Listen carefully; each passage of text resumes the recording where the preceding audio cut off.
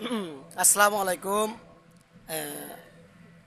যে যেখান থেকে দেখতেছেন আমাকে, আমি মিরাজ কক্স ট্রাভেলার কক্সবাজারে প্রত্যন্ত অঞ্চলে কক্সবাজারের বিভিন্ন জেলা উপজেলা বিভিন্ন গ্রামগঞ্জে এবং পাড়ায় মহল্লায় এবং বিভিন্ন জায়গায় আমি গাড়ি নিয়ে এবং নিজে যাতায়াত করি, চলাফেরা করি।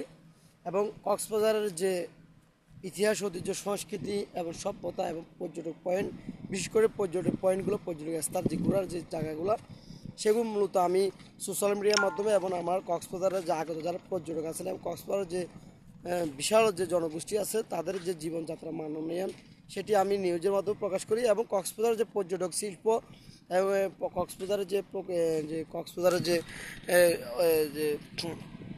পর্যটকটিকে আরও উন্নত করার জন্য, কক্সবাজার পর্যটককে আরও এগিয়ে নিয়ে যাওয়ার জন্য আমি প্রতিনিয়ত কাজ করে থাকি। তার ধারাবাহিকতায় এখন আছি কক্সবাজারের যে প্রকল্প সি বিচ পয়েন্ট বললে চিনে, ফুলস্কুল আশ্রয় প্রকল্প সি বিচ। এটি কক্সবাজারের একটি ঐতিহাসিক এবং একটি পুরাতন একটি অথবা একটি নতুন বললে চলে।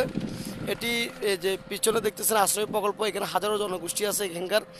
আর যে আশ্রয় প্রকল্পর এখান দিয়ে যে প্রকল্পের সামনে দিয়ে একটা রাস্তা চলে গেছে, রাস্তাটি প্রকল্প ভিজিট এবং প্রকল্পর যে জনগোষ্ঠী তারা যাতায়াতের একটি মাধ্যম। আর এই যে আমি রাস্তাটি দাঁড়ায় রয়েছি, এটি কক্সবাজার যে বদরমুখা সদর থানা থেকে মূলত একেবারে কুরুস্কুল হয়ে চৌফুলন্ডি হয়ে যে আপনার চৌফুলন্ডি মাঝের পাড়া দিয়ে যে একদম একেবারে যে গোয়াতলি যে আপনার নতুন ব্রিজ উঠবে, বদরখালের যে নতুন ব্রিজ, সে নতুন ব্রিজ হয়ে আনোয়ারা হয়ে যে বঙ্গবন্ধু টানেল হয়ে বিশেষ করে যে আপনার যে বিশেষ করে যে মিরেশ্বরে যাবে 170 কিলোমিটার যে মেরিন ড্রাইভ যে রাস্তাটি, সেটি কাজ আপাতত স্থগিত রয়েছে, কাজ চলমান থাকবে ইনশাল্লাহ ভবিষ্যতের মতোই। তো আমি যে বিষয়টা আপনাদেরকে বলবো, এখন দুপুরবেলায় বিশেষ করে 10টা 11টা বাজতেছে। এই যে এই পয়েন্টটা এখানে মূলত বিকালবেলায় এখানে হাজারো কক্সবাজারের যে জনসাধারণ আছে, কক্সবাজার যে নাগরিকরা আছে, এখানে প্রতিনিয়ত তারা মূলত এখানে ঘুরতে আসে, দেখার জন্য আসে, প্রকৃতিকে উপভোগ করার জন্য আসে। এই কয়েকটি বড়ি গাছ দেখতেছেন আমার পিছনে, মূলত এই বড়ি গাছগুলো এখানে এখানে অনেকে আসার পরে এখানে খাইছে, খাওয়ার পরে বড়ি দানাগুলো এখানে ফিরছে, এখান থেকে এখানে বড়ি গাছটা এখানে এখানে উঠছে। তো আসলে এই যে প্রকল্প সি বিচ, এটি কুরুস্কুর আশ্রয় প্রকল্প সি বিচ বললে সবাই চিনে। তো এটাকে সংক্ষিপ্ত একটা নামকরণ করতে চাচ্ছি আমি, মিরাজ কক্স ট্রাভেলার। আমি চাচ্ছি এটি Bakkhali sea beach. Bakkhali sea beach নামতে কক্সবাজার কোনো সি বিচ নাই, এটি বাকখালী নদী। আমার সামনে যে নদীটা রয়েছে এটি বাকখালী নদী। তো এই বাকখালী নদীর যে মোহনা, এখান দিয়ে প্রতিনিয়ত কক্সবাজার থেকে যে মহেশখালী যে বিশাল দ্বীপ উপজেলা, মহেশখালী ডিজিটাল আইল্যান্ড বললে আমরা চিনি, মহেশখালী যে মিষ্টি পানির কথা আমরা জানি, মহেশখালী যে লবণ উৎপাদনের কথা আমরা জানি, মহেশখালী যে মৎস্যর যে চিংড়ির ঘোষ সংক্রান্ত আমরা জানি। এটি একটি সেই বাকখালী সি বিচের যে মহানদে পাদদেশ দিয়ে মূলত এইটি এখানে হাজারো জনগোষ্ঠী। এবং আরেকটি বিষয় না বললে নয়, যে আমার পিছনে দেখতেছে একটি সেন্ট মার্টিন ঘাট, নুনিয়াছড়া, ওই পার্টটা কক্সবাজার, ওইটা কক্সবাজার নুনিয়াছড়া, কক্সবাজার 2 নম্বর ওয়ার্ড। এটা কুরুস্কুল আশ্রয় প্রকল্পর একটি এরিয়াতে পড়ছে। রিসেন্টলি শুনছি কক্সবাজার পৌরসভাটা এই জায়গাটাকে মূলত, কারণ যে কক্সবাজার 1 নম্বর ওয়ার্ডের যে জনগোষ্ঠী আছে, যে উপকূলীয় জনগোষ্ঠী, তাদেরকে মূলত এখানে সরকার পক্ষ থেকে এখানে স্থানান্তর করা হয়েছে, এখানে এদেরকে বাসস্থান করে দেওয়া হয়েছে।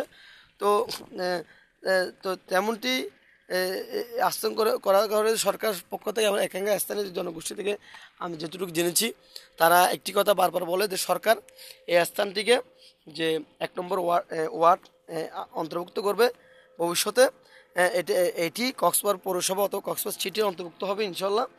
তো যেমনটি বলতেছি যে আমি চাচ্ছি যে এই স্থানীয় যে জনসাধারণের কাছে যে একটি পরিচিতি আছে, সেটি যে সোশ্যাল মিডিয়া, তাছাড়া যে আপনার পর্যটক যে কক্সবাজার যারা আগত পর্যটক আসে, তারা সচরাচর যে কক্সবাজার সুগন্ধা কলাতলি এবং মেরিন ড্রাইভের বিশ্বস্ত হিমচুরি, এই পয়েন্টগুলো যে সচরাচর সবাই ভিজিটরে যায়। এবং কিছু সংখ্যক পর্যটক যে মহেশখালী যাওয়ার জন্য যে আবার পিছনের দিক দিয়ে দেখতেছেন আপনার স্পিডবোটগুলো আসতেছে, যে 6 নম্বর ঘাট, তাছাড়া যে আমার পিছনে সেন্ট মার্টিন যে নুনিয়াছড়া ঘাট থেকে এখান থেকে মূলত এ, পর্যটক পর্যটকরা যে মুশকিলের উদ্দেশ্যে এখান থেকে যায়। তো যেমনটি বলতেছি যে এ, এ, তারা যদি এই যে যে বদরমুকাম যে বিশাল একটি ক্রুশকুল যে নতুন ব্রিজ হয়েছে, সেই নতুন ব্রিজটা দেখা যেমনি সুন্দর দেখার জন্য আসবে, তেমনি যে ক্রুশকুলে বিশেষ করে যে বায়ু বিদ্যুৎ কেন্দ্র রয়েছে সেই বায়ু বিদ্যুৎ কেন্দ্র ভিজিট এবং নতুন ব্রিজ ভিজিট তার ধারাবাহিকতায় যে বিশ্বস্ত যে মেরিন ড্রাইভ রুট 170 কিলোমিটার হওয়ার কথা ছিল কক্সবাজার থেকে মিরেশ্বরে, সেই মেরিন ড্রাইভের এখান দিয়ে রাস্তাটা করে দিলে তাছাড়া এই পয়েন্টটা দেখার জন্য দূর দূরান্ত থেকে হাজারো পর্যটক এখানে আসবে আমার এটা ধারণা। এবং এখানে আসলে তারা কয়েকটা ভিউ পাবে, যেমন একটি বিশাল বড় সুন্দরবনের মতো একটি মনোগ্রাম ফরেস্ট পাবে, তেমনি একটি বাঁকখালী নদী এবং যে বাঁকখালী নদীর যে মিতালি যে মোহনা আমরা বলি কক্সবাজার থেকে যে টেকনাফ পর্যন্ত, যে এই কক্সবাজারে যে হাজারো বঙ্গোপসাগরে হাজারো যে জেলে সম্প্রদায় মাছ ধরার জন্য যায় তাদের যে মোহনাটা, এটি সেই মোহনার চ্যানেল। মশখালী চ্যানেল বলে চেনে, বাঁকখালী চ্যানেল বলে চেনে, কেউ মশখালী চ্যানেল বলে, কেউ বাঁশখালী চ্যানেল বলে। এবং যে আপনার বোটগুলো দেখতেছেন এরা প্রতিনিয়ত এখান থেকে গভীর সমুদ্র মাছ ধরার জন্য যায়। তো আসলে যে মাছ ধরার যে সংস্কৃতি অথবা মাছের যে এখানে ন্যাচারাল মাছের সেই ভিউটা উনি পাবে, কেমনি জেলে সম্প্রদায়ের যে জীবনযাপনের মান উন্নয়ন অথবা জেলে সম্প্রদায় কীভাবে পরিশ্রম করে এখানে মাছ উৎপাদন করে, মাছ তৈরি করে, অথবা মাছ তারা এখান থেকে সাগর থেকে মাছ ধরে নিয়ে আসে। তাছাড়া এখানে যে আপনার মশকিলে যাওয়ার যে চ্যানেলে সেই ভিউটা পাবেন এবং বাগানে ফরেস্টের ভিউটা পাবেন।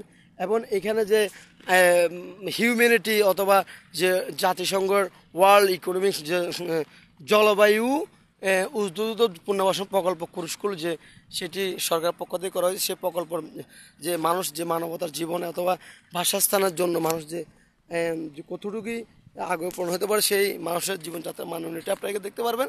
তাছাড়া যে এখানে চাইলে আপনার কক্সবাজার যে রানওয়ে এয়ারপোর্ট বন্দর যে সি যে সাগর ছুঁয়ে যে বিমানগুলো ল্যান্ড করবে কক্সবাজার এয়ারপোর্টটি আমার যে বাগানের পরে এয়ারপোর্টটি অবস্থান নুনিয়াছড়ার, যে বিমানগুলো নামা ওঠারটা দৃশ্যটা আপনারা এখানে দেখতে পারবেন।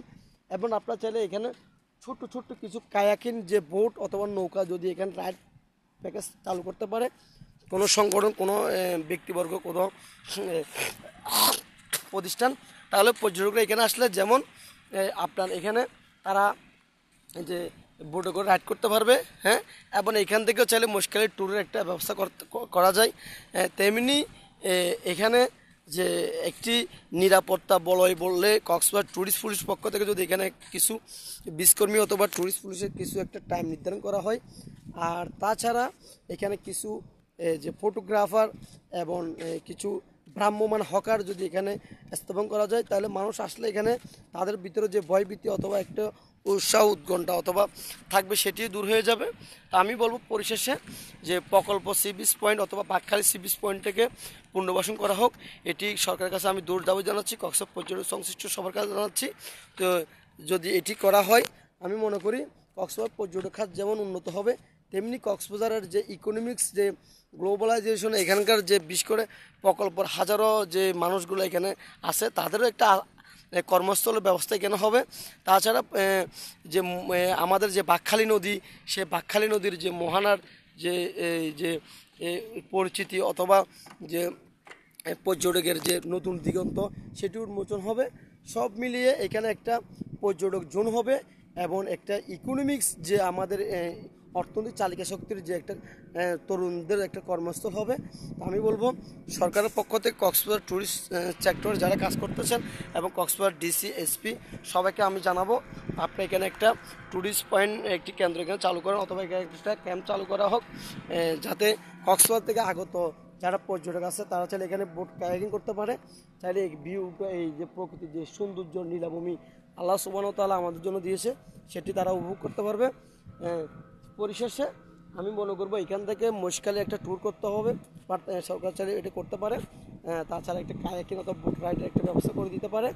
এবং এইখান থেকে সরকার চাইলে যে আরও অনেক কিছু করতে পারে, সেটি না বললে নয়। তো আমি বলবো এটি ছোট্ট পরিসরে চাইলে সরকার করতে পারে। তাছাড়াও প্রতিনিয়ত এখানে বিকালবেলা হাজারো এখানকার স্থানীয় লোকারণ্য হয়। পরিশেষে যে ধন্যবাদ সবাইকে।